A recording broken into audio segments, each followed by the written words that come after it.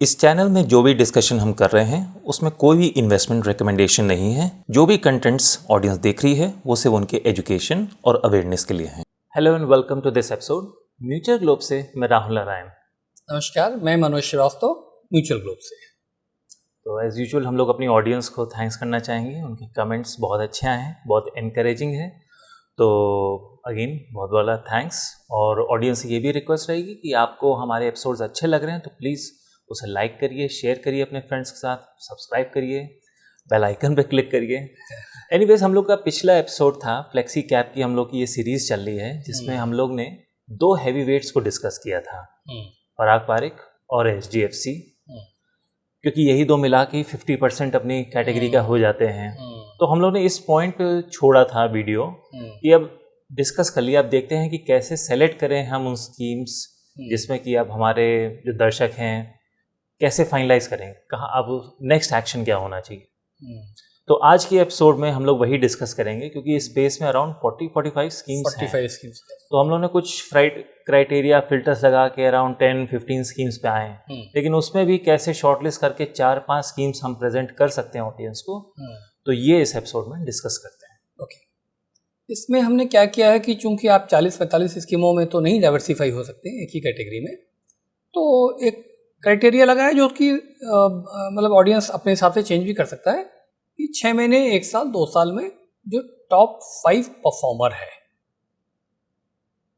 मैं इसलिए कह रहा हूँ क्योंकि 2 साल पिछले इतने ज़्यादा वॉलेटाइल रहे हैं कि 5 साल और 10 साल रेलेवेंट है, लेकिन अभी मुझे लगा कि भाई ट्रेंड पकड़ने के लिए इस क्राइटेरिया को ले, और साथ के साथ टॉप 5 AUM जो उस कैटेगरी में है उनको ले लें।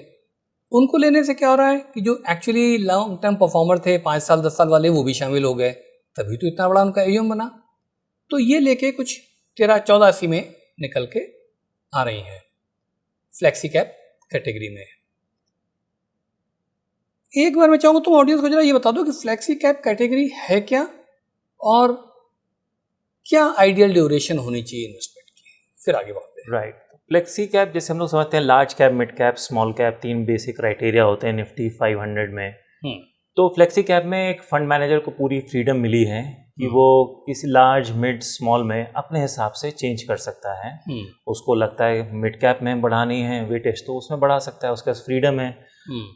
एक किसी लार्ज कैप कैटेगरी के फंड मैनेजर के पास वो फ्रीडम नहीं होती है। तो हम लोग ये मानते हैं कि ज़्यादा वर्सेटाइल होंगी ऐसी स्कीम्स, क्योंकि ये थोड़ा सा कई बार रिस्क भी लेते हैं या ऐसी कंपनीज में इन्वेस्ट करते हैं जिसकी वैल्यू 2-3-4 साल बाद अनलॉक होगी। तो इसलिए हम लोग जो इक्विटी के लिए कहते हैं वो फ्लेक्सी कैप के लिए भी ट्रू है कि जो ड्यूरेशन है, जो होराइजन है, वो कम से कम 5 साल का होना चाहिए एक इन्वेस्टर का। ओके। अब 5 साल वैसे भी ठीक है, मतलब 3 साल तो मिनिमम है इक्विटी के, वैसे 5 से 6 साल होना चाहिए, क्योंकि और फ्लेक्सी कैप में और रेलेवेंट हो जाता है बिकॉज रेगुलेटर ने तो फ्रीडम दे दी।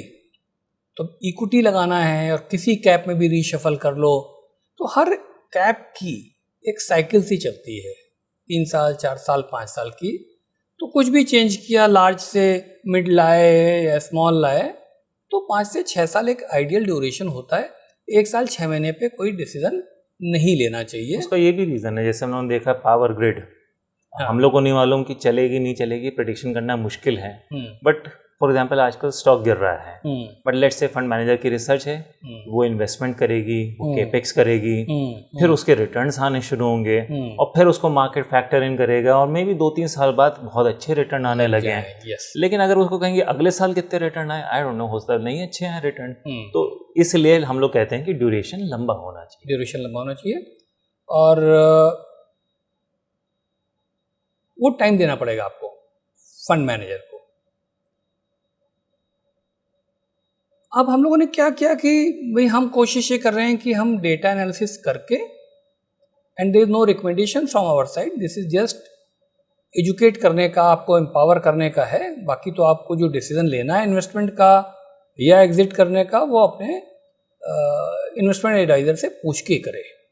निकलना है कि नहीं निकलना, उस पर शॉर्ट टर्म गेन आएगा, लॉन्ग टर्म गेन आएगा, अपने टैक्स प्रोफेशनल से बात करनी है। कितना उस पर लोड आएगा, अगर 1 साल से कम है, किस पे लोड है किस पे नहीं है, उन पर हमारा कोई कमेंट नहीं हो रहा है। तो अब उन 5 को ढूंढने के लिए नॉर्मली एक गलती क्या हो जाती है कि केवल परफॉर्मेंस को हम पकड़ लेते हैं। ये परफॉर्मेंस किसकी अच्छी है?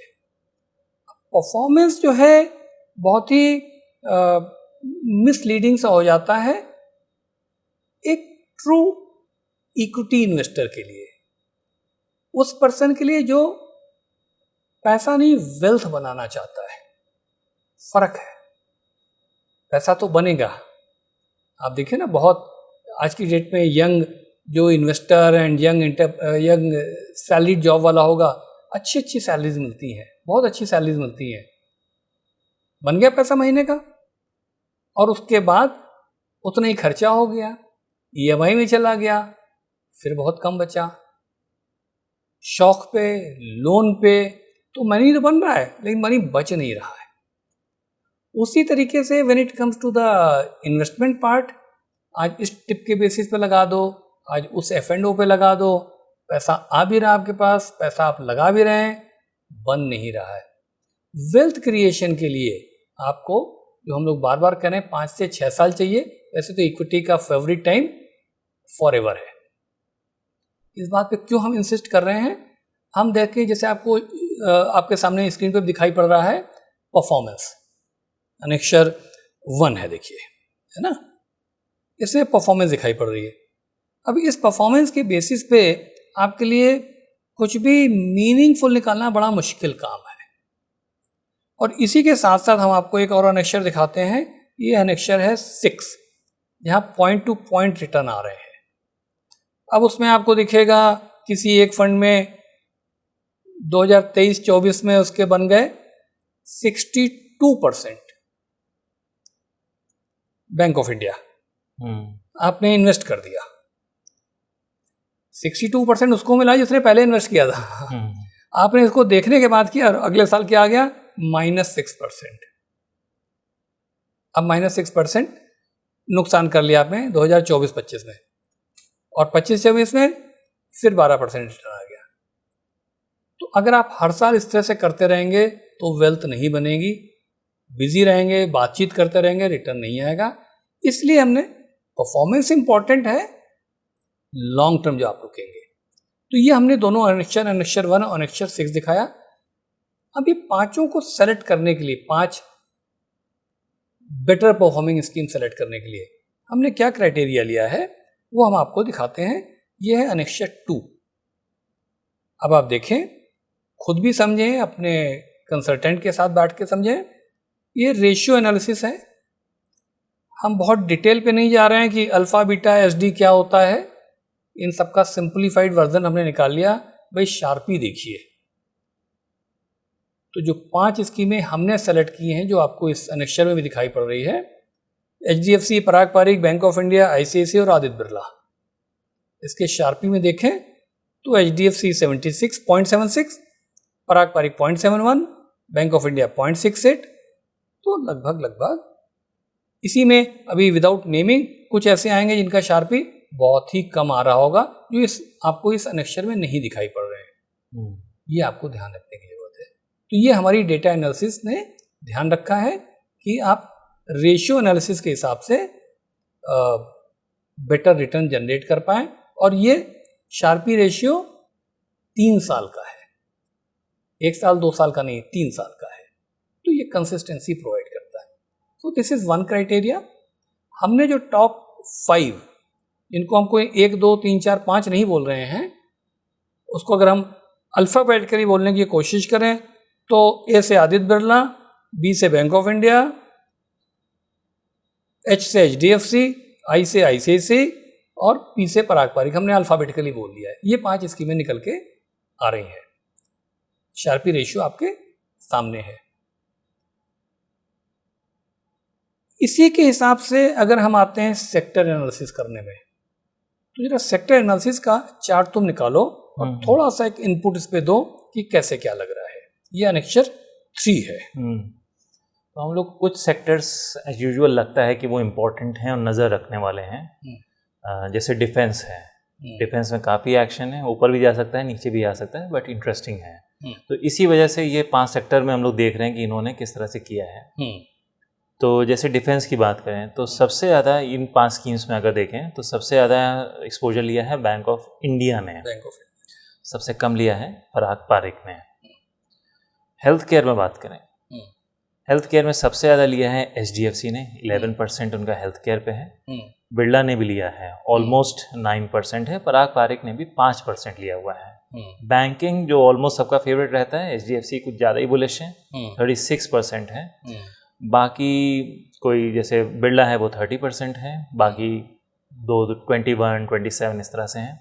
पावर एनर्जी ये थोड़ा इंटरेस्टिंग सेक्टर है, कुछ लोग ज़्यादा बुलिश हैं, कुछ कम हैं। For example bank of India और ICICI थोड़े ज़्यादा बुलिश हैं इसमें। उन्होंने 23% बैंक ऑफ इंडिया ने पावर एनर्जी में लिया है। इंफ्रास्ट्रक्चर कैपिटल गुड्स, अब यहाँ पर बैंक ऑफ इंडिया ने अगेन 40% लिया हुआ है, और पराग पारिक ने देखें तो 11%। तो हम लोगों ने जो वैसे पिछले एपिसोड में किया था, तो एक फ्लेक्सी कैप दूसरी फ्लेक्सी कैप जैसी नहीं है, स्पिरिट में काफ़ी चेंज हो सकता है। तो जैसे बैंक ऑफ इंडिया है थोड़ा अग्रेसिव खेल रहे हैं इसमें। और फ्लेक्सी कैप का पर्पस भी यही है। हाँ, there is no recommendation from our side for anyone in 5 में से, लेकिन डेटा जो दिख रहा है वो हम आपको बताने की कोशिश कर रहे हैं। अब इसी को लेकर के अगर मैं इसी के साथ चूंकि जुड़ती हुई सी चीज़ है, तो मैं पहले अनेक्शर 5 पे आ जाता हूँ, जो हम लोग बार बार कह रहे हैं कि भाई फ्लेक्सी कैप तो दिख ही नहीं रहा है। अनेक्शर 5 हमने क्यों वर्किंग की और क्यों दिखा रहे हैं, क्योंकि बार बार एक ऑब्जर्वेशन आ रहा है, मैं क्रिटिसिज्म नहीं कहूँगा, कि भाई फ्लेक्सी कैप जैसी काम नहीं कर रही है या नहीं कराया जा रहा है, सब लार्ज कैप बन गया। तो जब पिछले एपिसोड में हम HDFC और पराग पारिक की बात कर रहे थे तो 85% 90% पहुंच रहा था, लेकिन यहाँ पर अगर आप देखें तो HDFC 86 and Parag Parikh almost 90 है। लेकिन बैंक ऑफ इंडिया आप देखिए 63% लार्ज, 17 मिड और 19 स्मॉल है।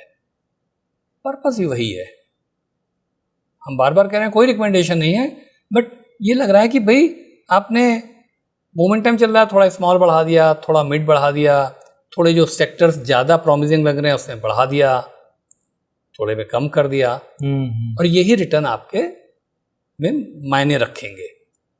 तो sector analysis and this market cap breakup जो अनेक्शर 5 में दिख रहा है, ये दोनों इंपॉर्टेंट अनेक्शर्स हैं।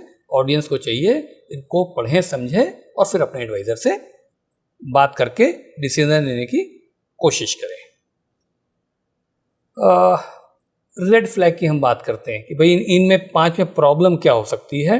प्रॉब्लम में यह है HDFC फ्लैक्सी कैप का P रेशियो 23 का है, जबकि पराग पारिक 17 का है। आदित्य बिरला 26 है, ICICI 31 है, तो P ज़्यादा है, तो थोड़ा सा सावधान तो रहने की ज़रूरत है। और जिसका कम है वहाँ पे अच्छी बात है। वो taken together all the factors, P is not the only factor, but yes. उसी तरह से AUM 1 लाख करोड़ से ऊपर है, अच्छी चीज़ है, लेकिन अब उसका पिंच भी थोड़ा सा आने लगा है, क्योंकि उस AUM को मूव कराना शायद मुश्किल होता है। तुम्हारा कोई व्यू हो उस पर? बैंक ऑफ इंडिया बिल्कुल ही डिफरेंट उसमें है, अभी काफ़ी छोटे हैं तो उनके पास तभी काफ़ी लीवे हैं। हाँ, इसीलिए उनकी स्ट्रैटेजी भी डिफरेंट दिखाई पड़ रही है। अब उनको अगर कोई अच्छा स्टॉक मिलता है, कंसीडरिंग जो भी रेगुलेटर की गाइडलाइंस है, या अच्छी इंडस्ट्री लगती है, और उन्होंने जाकर के अपना 5% भी लगाना चाहा, तो कितना 125 करोड़ रुपए हुआ, वो स्टॉक खट से मिल जाएगा। लेकिन अगर HDFC को 5% लगाना है, 5,000 करोड़ रुपए का वो स्टॉक नहीं मिलेगा। लेना शुरू करेंगे तो ऊपर भाग जाएगा। ये बहुत ज़्यादा बड़े AUM की माइनस पॉइंट है। इसलिए हम इसको लेके चल रहे हैं रेड फ्लैग में। उसी तरह से जो ऑयल हैवी, इंपोर्ट हैवी हैं, ऑफ कोर्स पराग पारिक में नहीं है, बाकियों में भी बहुत नहीं है, बट थोड़ा सा समझें। IT सर्विसेज भी रेंज में ही हैं, बस थोड़ा आदित्य बिरला की 10% के आसपास है। अब वो फंड मैनेजर साहब की कॉल रहती है। और उसी तरह से कंसंट्रेशन वाली बात है, हम इसमें से कोई भी नहीं करें कि कोई गलत है, लेकिन ये थोड़ा सा इस फ्रंट पे सतर्क रहने की ज़रूरत है। तो वो एक निकल के आ रहा है। तो ये अनेक्शर भी आपके हिसाब से इम्पोर्टेंट हो जाता है। और फाइनली एक अनेक्शर 7 है, उसका भी इसमें बहुत ज़्यादा रेलेवेंस है नहीं, बट फिगर ये दिख रही है कि भाई पराग पारिक में 10% इंटरनेशनल इक्विटी है, तो जिस वक्त वो स्टॉक्स अच्छे चलेंगे तो पॉजिटिव इम्पैक्ट आएगा। कैश पे 12% पे बैठे हुए हैं पराग पारिक, तो अगर यहाँ से मार्केट चला और उनके वाले सेक्टर चले तो अच्छा आएगा, which is again very very subjective. International तो सब्जेक्टिव नहीं रह गया इस वक्त, उनके पास स्कोप नहीं है, बट कैश पे कम पे ज़्यादा पे बैठना तो निकल के आता है। तो ये एक तरीके से पांचों जो स्कीमें हैं उसका निकल के आ रहा है। तो हम लोग ने डेटा एनालिसिस कर ली, जो 5 स्कीम्स हम लोग को लगती हैं जो अच्छा परफॉर्म कर रही हैं, जिस पे नज़र रखनी चाहिए। अब जैसे हम लोग ने बात की थी, पिछली बार भी बात की थी, कि क्या ये फ्लेक्सी कैप की कैटेगरी है, क्या अपने आप में यही थोड़ी सी शाइन खो रही है बेस्ड ऑन जो आजकल जिस तरह की मार्केट परफॉर्म कर रहा है? क्या मल्टी कैप, मल्टी एसेट अब ज़्यादा रेलिवेंट लग रहे हैं? तो ये हमारा डिस्कशन रह गया है, लेकिन इस एपिसोड को अभी यहाँ पे एंड करते हैं, बहुत लंबा हो जाएगा। तो फिर नेक्स्ट एपिसोड में ये डिस्कस करेंगे कि क्या फ्लेक्सी कैप अभी भी अट्रैक्टिव है या कुछ और उसके ऑल्टरनेटिव्स हो सकते हैं। ठीक है, तो तुम ये कह रहे हो कि अगले एपिसोड में हम ये समझने की कोशिश करेंगे कि फ्लेक्सी कैप की जो ट्रू स्पिरिट है उसमें फ्लेक्सी कैप कैटेगरी फिट हो रही है या मल्टी कैप उसके लिए बेटर सूटेड है या मल्टी असेट वो काम करके दे रहा है। ये अगले एपिसोड के लिए रखते हैं। तो ठीक है, तो अगले एपिसोड में मिलते हैं फिर ऑडियंस से। हाँ, तो thank you and please subscribe जरूर कीजिए, बेल नोटिफिकेशन जरूर क्लिक कर दीजिए और अपने फ्रेंड्स में शेयर कीजिए अगर आपको एपिसोड अच्छा लग रहा है। और कोई आपकी क्वेरी है, कोई आपके कन्फ्यूजन्स हैं तो वो भेजिए, विल ट्राई कि हम उसका आंसर करें। Thank you.